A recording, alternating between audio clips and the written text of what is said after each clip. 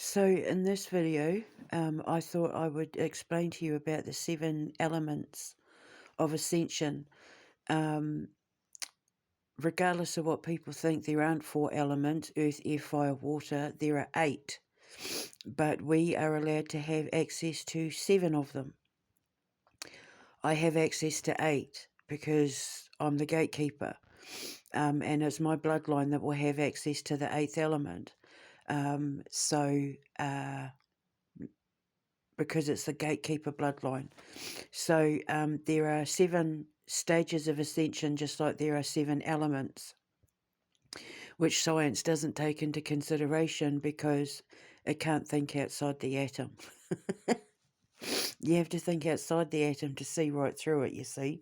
So in order to understand time and the way evolution works in conjunction with the expansion of the universe and human civilization, or organic advancement, biological advancement, it's not just humans, it's plants and animals and minerals and gases and that as well that are constantly seeking ways to advance and evolve from its original state in order to become everlasting and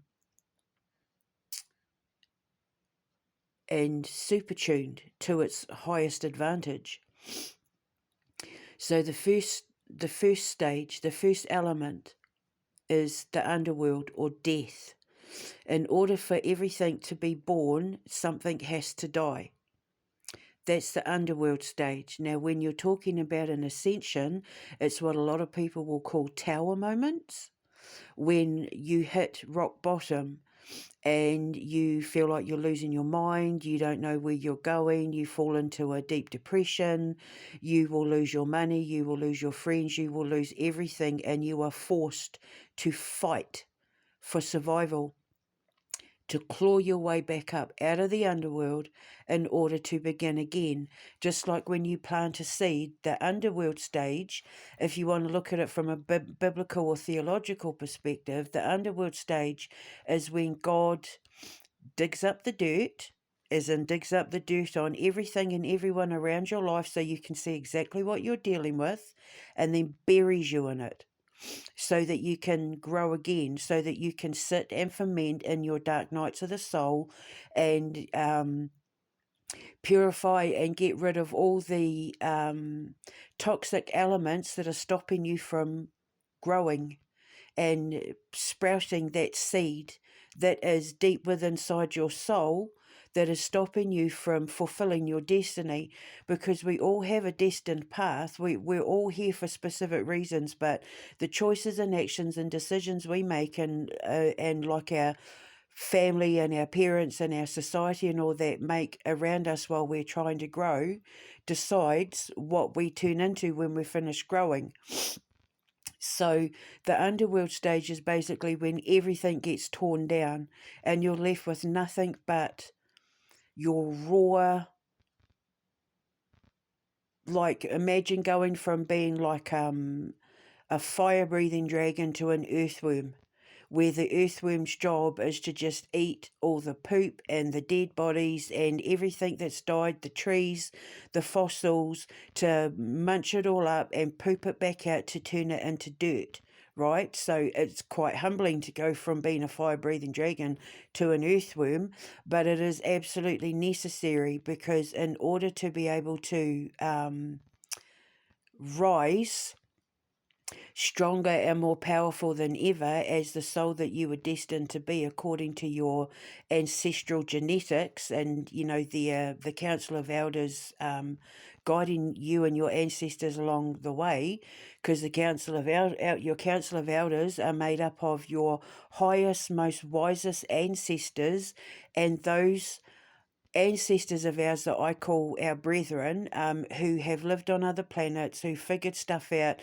millions of years before we did, and were able to advance to such a state that they were able to leave the confines of our universe and go off and travel through wormholes to create other universes, because the 8th element is birth, the ability to birth new universes and new worlds.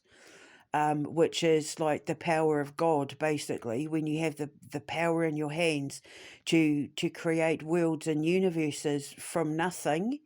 That is a conjuring ability that is only given to the most trusted bloodlines, the gatekeeper bloodline, because we stand between the universe and the wormholes of the life of creation, basically.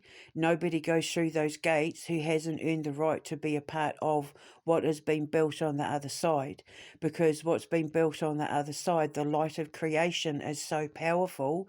You have to be of pure mind, body and spirit in order to be able to withstand it. Otherwise it physically is painful.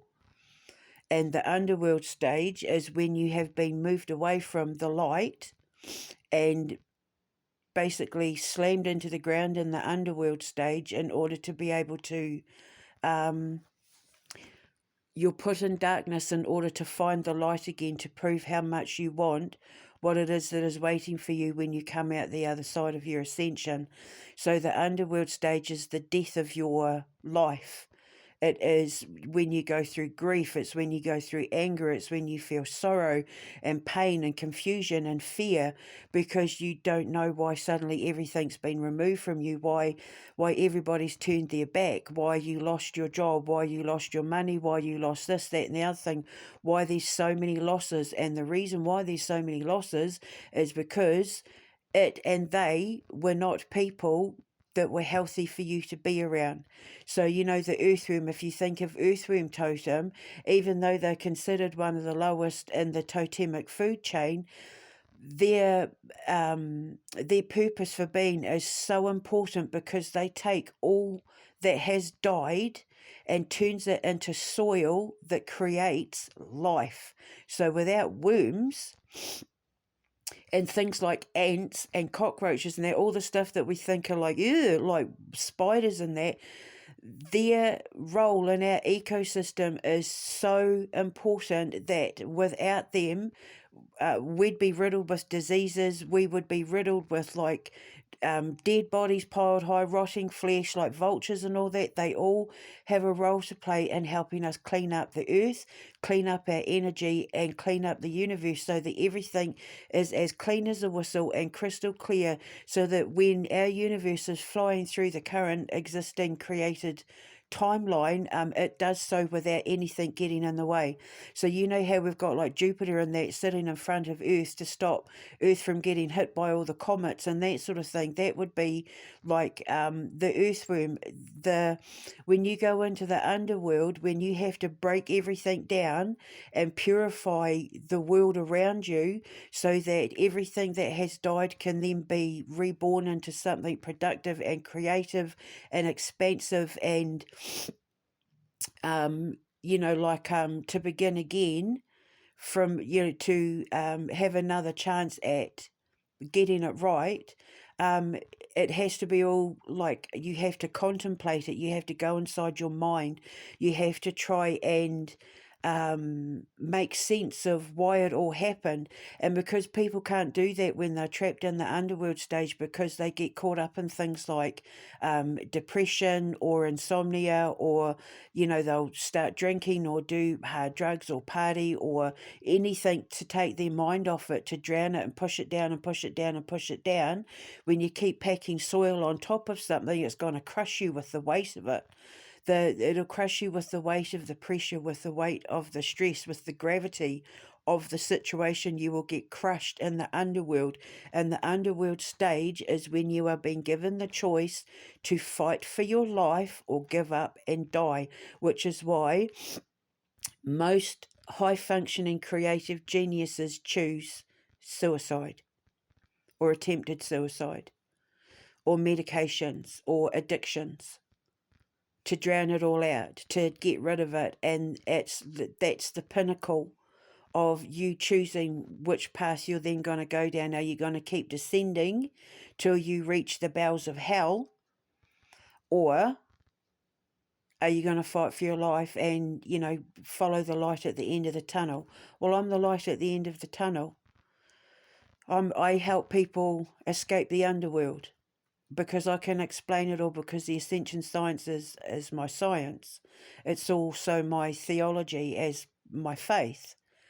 So then, once you realize what's happening and you decide to fight for your life and fight for your love and fight for your purpose and defend your name and get justice and fight for your reputation and claw it all back, you do so once you realize that it's not your fault, that you made bad choices based on the people and situations around you you thought you could trust or were supposed to trust, but also as well taking into account some of it is going to be you are paying off karmic debt. So a lot of things that happen to you that cause the underworld will be because of things you did even as a child, because children do sin.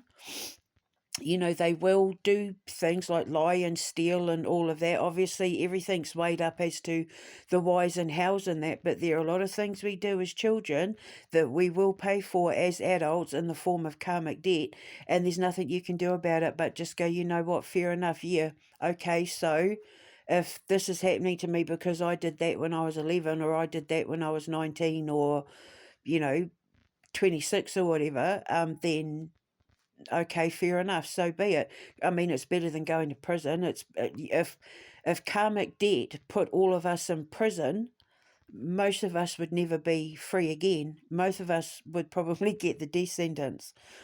So, doing it this way is the kindest way to do it, because it's giving you the opportunity to take responsibility for your own life and your own actions and stand up for yourself, to fight for what you want and who you are, and the reward for which God or your ancestors or whoever you believe, the universe, spirit, whoever you believe controls your fate, your destiny, your purpose, reward you greatly for the end of it. At the end of it, I promise you, it's guaranteed, it's promised. The success of your hard work and your endeavours will result in victory for you, because that's the promise. It's the trial by fire. So after the underworld stage, number one, there's number two, earth. When the seed comes up out of the ground, when you have that realization of what it is you have to do or need to do, when you finally get back up on your feet again and the dawn starts rising, that's when you go through the earth stage. And that is your physical body.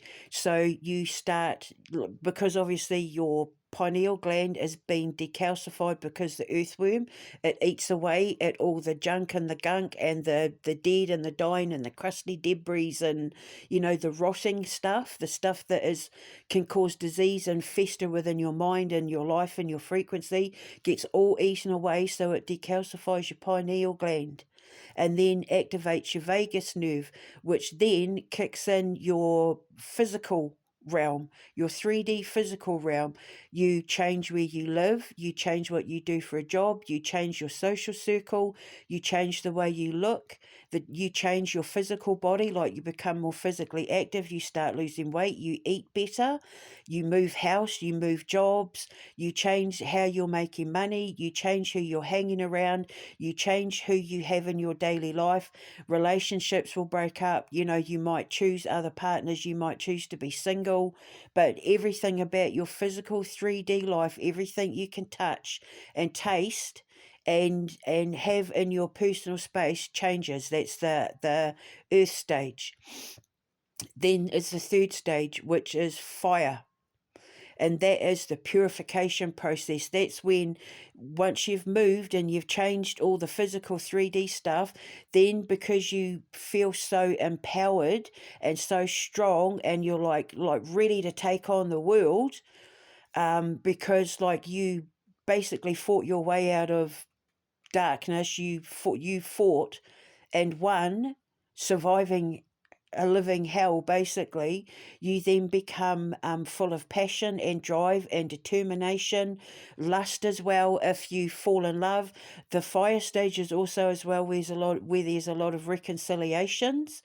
So you'll go back to past relationships where you couldn't let go of them, or where you suddenly realize that person's the love of my life, I need to have them at all costs, they are mine, I will stop at nothing. The fire stage is when, after everything is burnt down, you have been purified and you can see everything clearly. Like, when a bushfire burns all the old dead stuff down and you're left with that clearing so that the new flora and fauna can rise up from it. That's the fire stage. It's like after everything's burnt down and you're finally kind of standing at the top of that hill, you can see everything with perfect clarity. And you're like, that's what I want. That's what I want to do. This is who I am. This is what I want. This is how I'm going to make it happen. This is who I want to be with. This is who I'm going to love. This is my future, and nothing's going to stop me. And that's the fire stage. The fourth stage is the water stage, the water element. That's emotions, that's intuition. That's when all of that kicks in. That's when, after everything is said and done, and you've fought and you know that you're rising again, you go through what's called like an emotional break in the dam. When you realise what you've had to endure, when it finally hits you, what the hell you've just come out of, and that nobody around you had your back, and that you were left to do this all on your own, and you start to realize that a lot of karmic debt or a lot of things you went through was because you weren't dealing with childhood traumas, with PTSD you didn't know was PTSD, like domestic violence, or like slander, like a really egregious things against your person, against your life, against your career, against your reputation, against you as a child. Like, I was supposed to trust these people to raise me, and they were most of the reason why my life took a wrong turn, sort of thing. That's a lot to take in. Once you've gone through that fight or flight part of your ascension, then it goes into the contemplative healing stage, which is the water stage, and that's when you become emotional. It's when you start finding your footing with your faith, because you start to see who and what had your back the whole time. While you're discovering yourself, through this process, you start to find truths in things like Buddhism and Stoicism, philosophy and esoteric material and religion and theology and faith and all of that, because you're learning to understand yourself from a deeper, higher intuitive level, which is the water stage. And it becomes emotional because then you have to deal with grief, not just your grief, that primal scream, that inner child, all that pain that you held in your whole life, that you've never allowed yourself to let out. That's when you start to become emotional, and you will start to, you could like have heart palpitations, panic attacks, that sort of thing, because your mind is starting to align itself with your heart, and it's needing to reconcile with things that it didn't want to look at before, or has now come to light for them, sudden realizations of behaviors and patterns and life paths and life choices that didn't work out or went the way they did. It's the sudden realizations of the root cause of it all. Because when you look at water, Cancer, Scorpio, and Pisces, we're the zodiac signs that deal with the stuff that people don't want to look at emotionally. And me, as a gatekeeper, as an ascension master, I'm Scorpio, and we rule the underworld.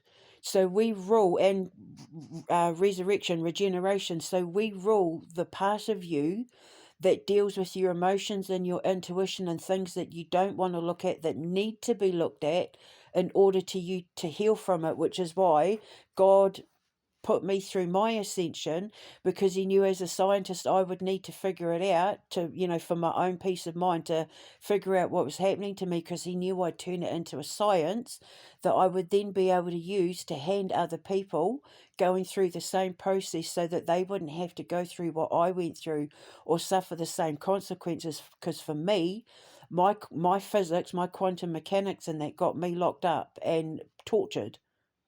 because I stood by my word, I stood by my science, and my science is my faith. They are the same thing, which is what the prophecy was, that a woman from the islands would come along and would create a marriage between science and faith that would change the way the world saw religion. That they would fuse science and religion together as one, and it would change the way people saw God and science, and that what they create would be taught in schools and basically cause a whole new evolution in the way of thinking and seeing the world and creating the world, which is why my foundation is so important, and my space program and that, because it's all going to change and shape the way people see God and religion and aliens and ghosts and all of that. My science changes the way you see everything from an evolutionary standpoint, including the psychology of the paranormal mind. Because when you remove ghosts and hauntings and all of that from the planet, from the earth, when you alleviate all of that, knowing that it comes from the deepest recesses of an unhealed psychological mind, it changes everything. It changes the whole landscape. It rewrites history. So the water stage is that you'll become emotional, you'll cry a lot, especially if you find God. When I reconnected with Jesus, when I found my brother Jesus again, I cried for days.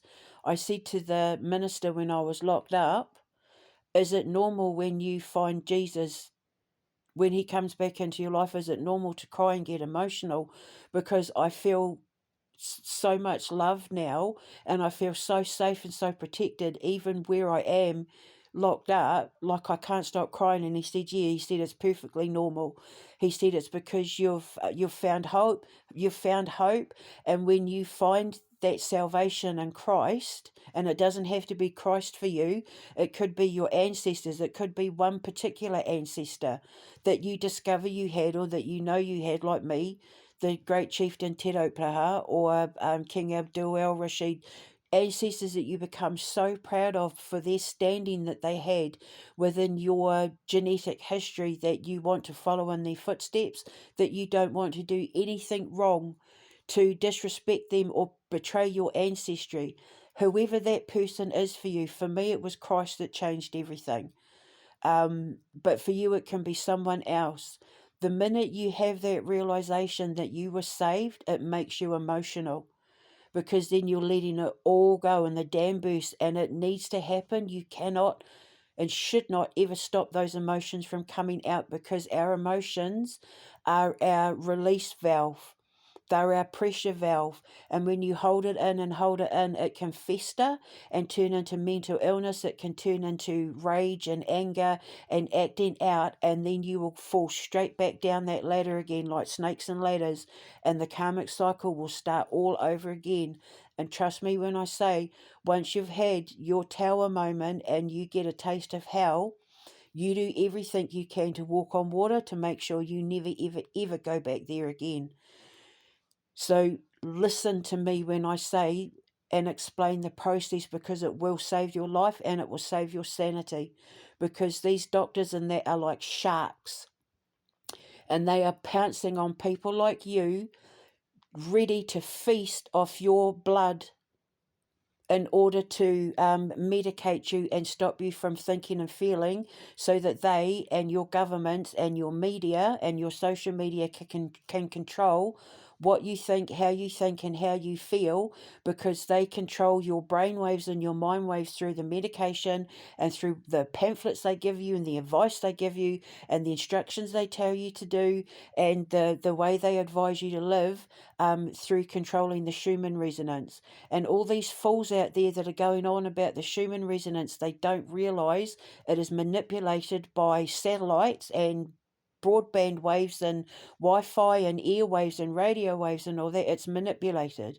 by your governments and by people like Elon Musk and all of that, to tell you how to think and feel. And the Schumann resonance, when it is low enough, can kill you and will kill you and does kill you. And it creates paranormal activity. It is responsible for the paranormal activity that you see and experience.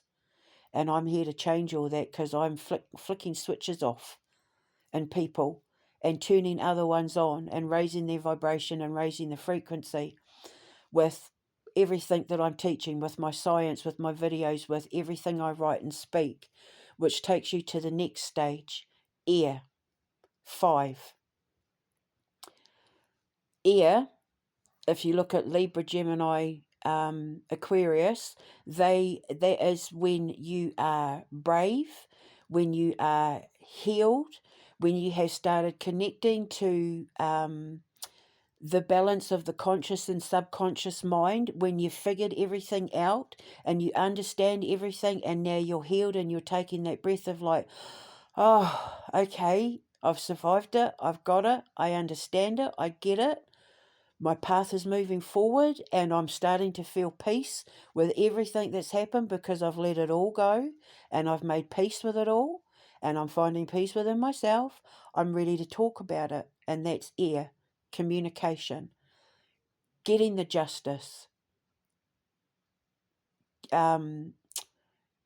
defending yourself, putting it all out there, communicating your story, communicating your knowledge, communicating your science, your word, your products, putting it all out there, telling your story, speaking out, communicating it all. Finally putting the books out, finally putting out samples of your work, finally showing the world what it is that you're creating, showing the world what it is that you're starting to manifest and grow and turn into, from that tiny little seed that had to fight its way up from the dirt and the concrete and all of that, and just communicating it and expressing it all. By that point as well, because you've healed, you will feel an unimaginable, immeasurable amount of love that you cannot contain, that you have to put out there. You can't help it. One of the symptoms of an ascension is the feeling of pure love and needing to express your love to those that you love, and to the things you love, and the things that warm your heart and heal your heart and melt your heart. Like, you have to talk about it. You can't help it. You sing like a canary. You can't help it.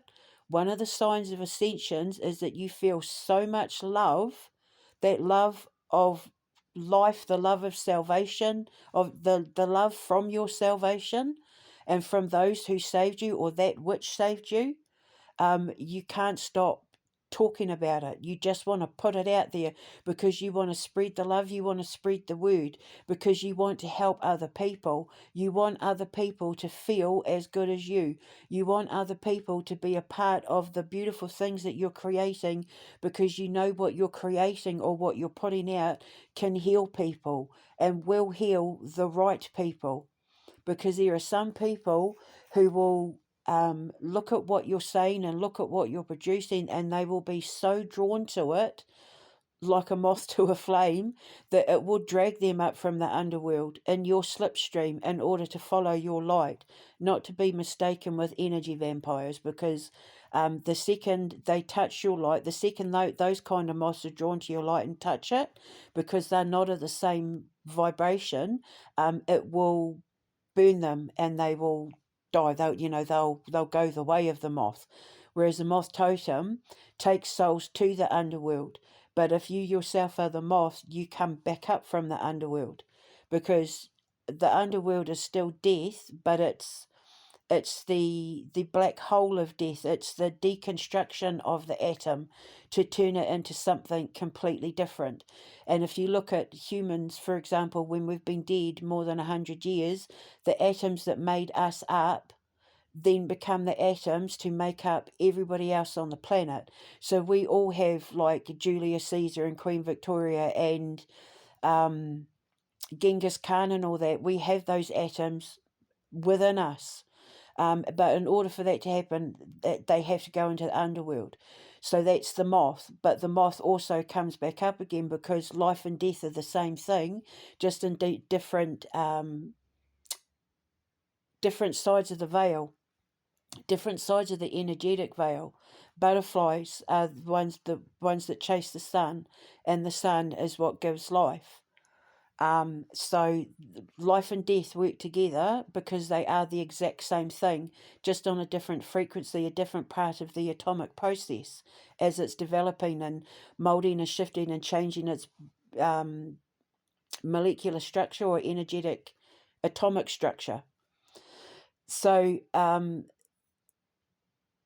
people who have gone into the underworld will see what you're putting out, will see what you're doing, and it will just, boom, resonate with them.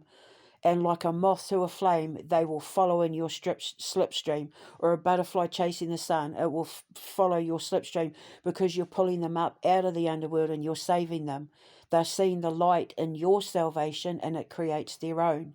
So there's a lot of responsibility that comes by that stage with what you're putting out, because by that point you then become aware that you're now responsible for the ascensions and the paths of other people not as strong as you, not as developed, not as evolved, who are now looking to you to give them the answers to help them save themselves so that they too can rise and ascend, rise above what they've just come out of.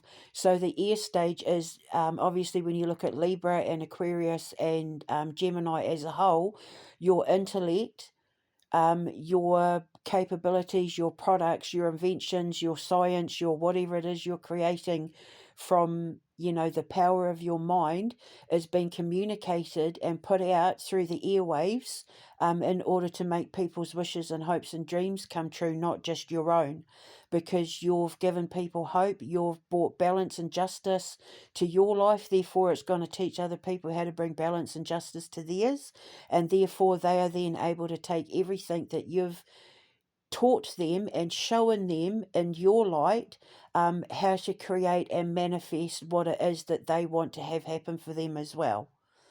Obviously, Gemini the magician, the Aquarius is the dream maker. So, and Libra is the one that makes it all happen. But in order for you to successfully move past all these stages of ascension, or all these elemental stages of development, you have to complete them. You can't just do a little bit and then think that you can move on. There is an exact process to it. It is an exact science. And other elements will start coming in to the previous element as you're coming out of that element, moving into the next stage. The next stage is number 6. After air is ether, and that is spirit.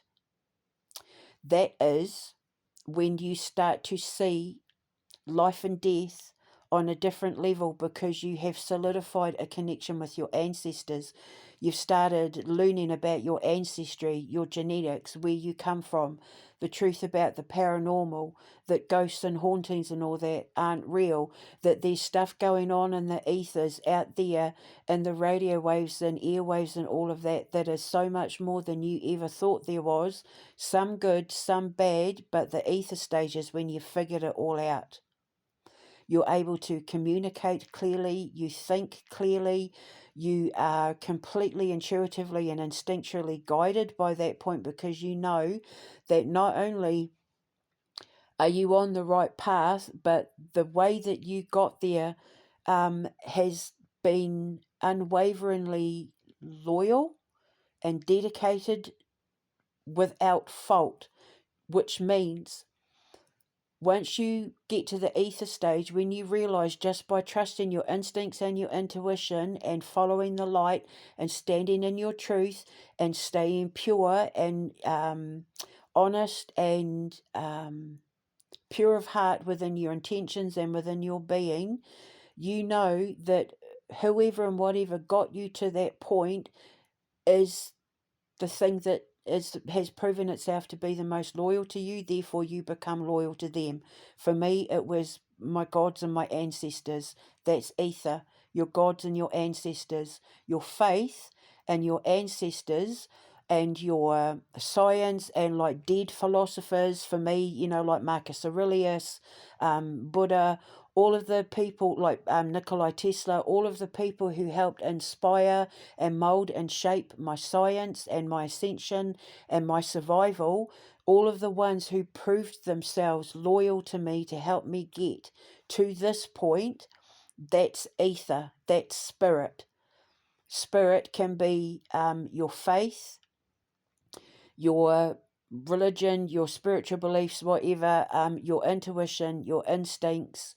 It is all involuntary. You do it without even thinking about it because you just trust the process so much, because you've finally given in to giving your trust to that which helped you get there, which is ether.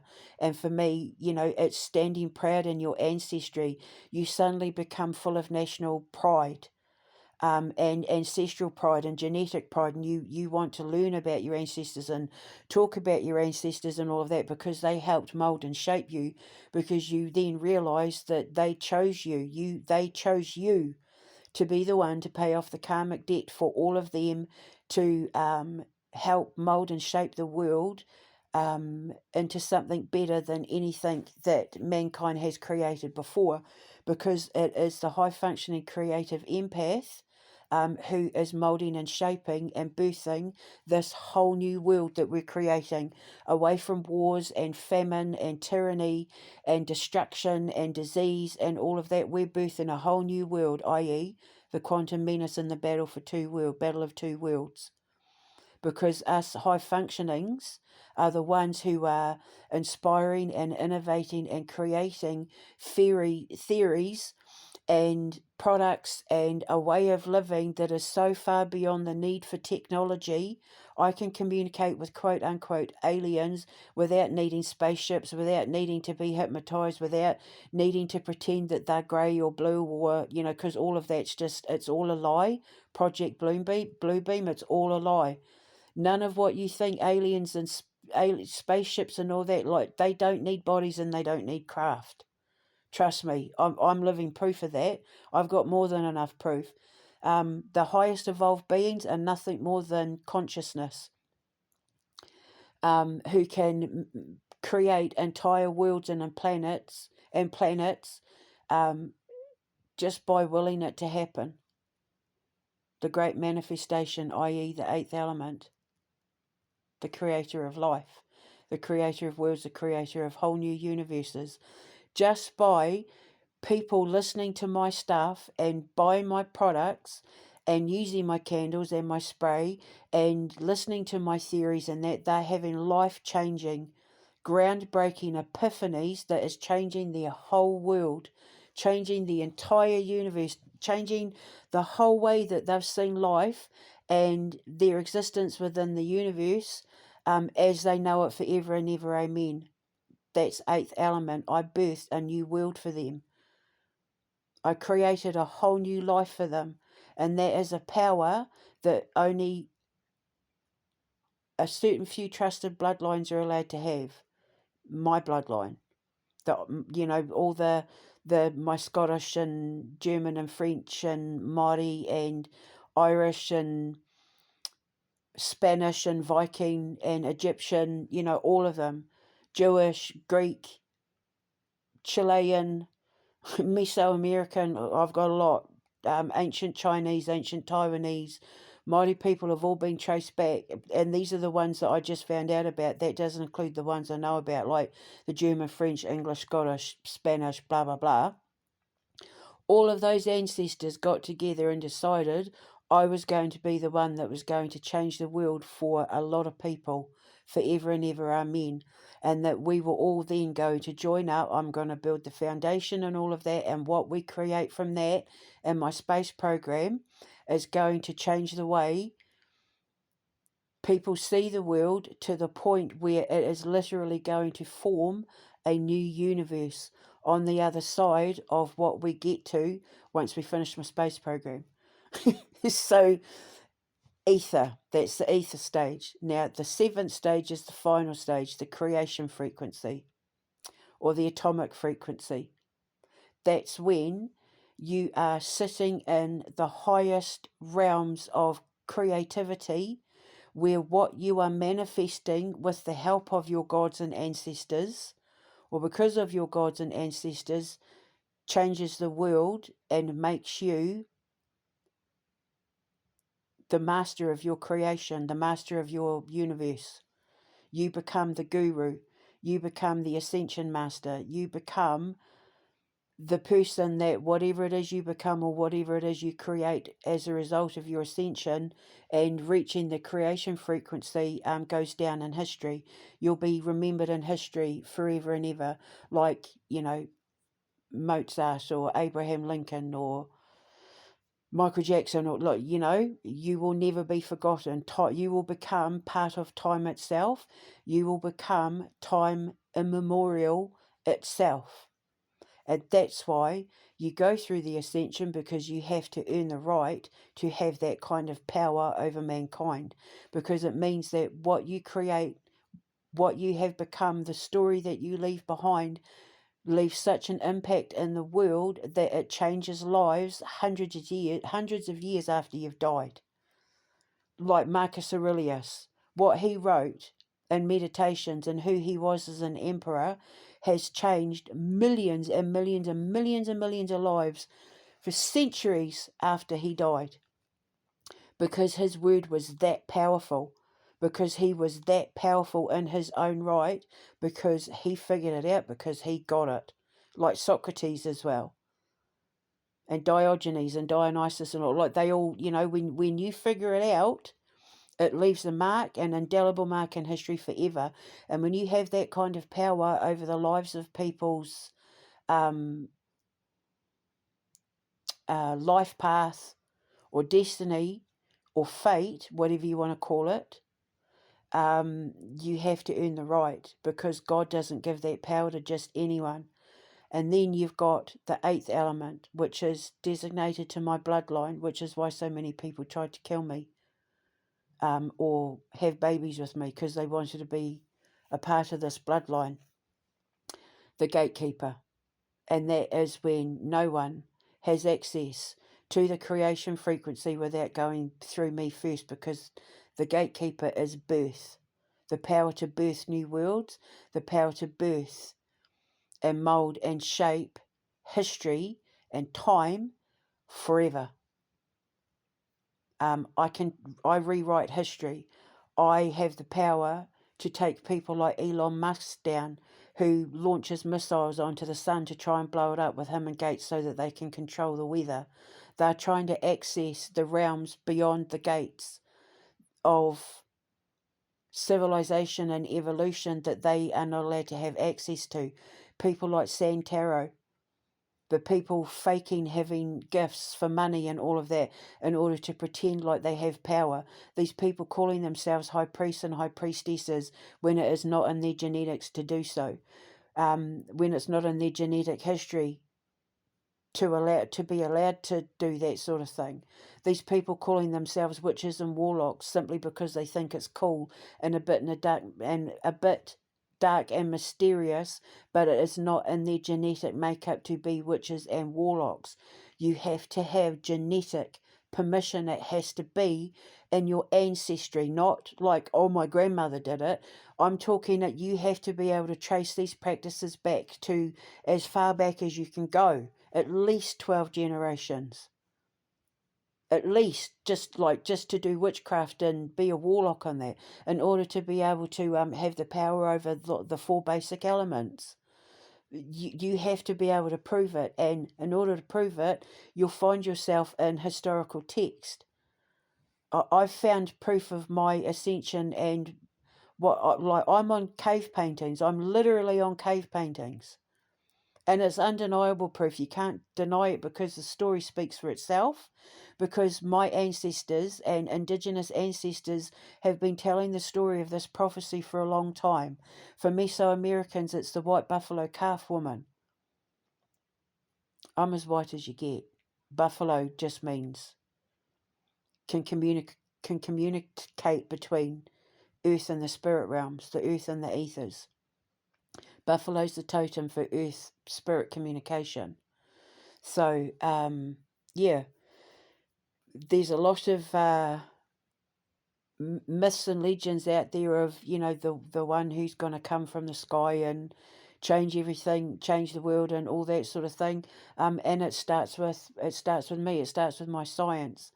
It starts with everything that I'm putting out, because once this war in Ukraine and Russia is over, once we get rid of the evil tyrannical rulers like Starmer and Trump, and we get rid of people like Musk and Bill Gates and that, trust me when I say the world that we get after that is going to be such that God himself is going to allow the second coming. And Jesus, he's already started making himself known that he's hanging around the ethers. He is here. He's just waiting for the right parents to come along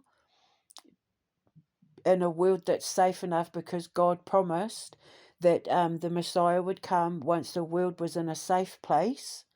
And it's people like me, I'm here to help make the world a safer place in order to ensure the arrival of the second coming. So his parents are out there. I don't know if they're married, if they haven't met yet, I don't know. But his parents are out there. Bearing in mind, God also did say that Jesus wasn't going to look the same this time around as what he did last time. So God could, like Jesus could actually be a girl. That would just be so funny. But if not, anyway, he's not going to look the same. So he might not, well, he's not going to be Middle Eastern. He's probably more going to be possibly Eastern European, because I know that the Holy Land, the New Jerusalem, is in Russia, which is why I give my life to protect and defend Vladimir Putin and Russia, because he is the father of the new Holy Land, and everyone who is trying to stop him are literally the Antichrist in the Bible that God warned us about, who were going to try and come at the last minute to stop the creation of the new world, to make way for the birth of the new Messiah. Had to happen sometime. Apparently it's happening in our lifetime. So I'm here to put out the word. It's in the Bible. He said I was coming. Blowing my trumpet on my white horse and all that. Put me wherever you want in the Bible. But here I am, and in the Quran, letting people know, as a descendant of Muhammad, I've just discovered that my ancestors, my Iranian ancestors, were the ones that helped write the Quran and spread the word about Islam and Muhammad and that, which makes me a descendant of the Prophet, because they were prophets and they wrote the Quran. So here I am with God on one side and Allah on the other, and my ancestors all around me, to say we're here. God is here. The gods are here. They're sorting this crap out. They're taking down the people getting in the way of protecting Russia, because we need the new Messiah to be born, and then they're going to lead the way, and they're going to be the truth and the life, and then we will get off this planet, and we will be able to communicate beyond the realms of what we know is in the universe, and get through those wormholes, and be a part of the new universe being created on the other side, that our brethren have been a part of for millions of years. You can access wormholes through your conscious mind. The neurons to the brain are the wormholes to the universe. And that's what I'm here to show everyone. God isn't anything like people thought he was. The way religion and the Bible and that portrayed him. And so now he was just waiting for the right time to put me through what I had to go through to figure it all out. So now I can help enliven and awaken other people for the ascension process, because we're in the final days of judgment now, which is why Donald Trump and Elon Musk and Starmer are having such a hard time, why they're getting pounded by people, because we're in the days of judgment, and now the righteous are judging the damned. And I will not have anybody say a bad thing, and neither will my father, about Vladimir Putin at all. So don't try it. Don't push his luck when it comes to Vladimir Putin. I'm warning you now, because those who have started betraying him and accusing him of things he's not guilty of and blaming him for things he hasn't done are now feeling the full wrath of God, because God is not letting anyone get in the way of securing a safe place for his son to be conceived in order to birth this new world we have all been waiting a few centuries now to be a part of. And none of it involves technology. None of it involves AI technology.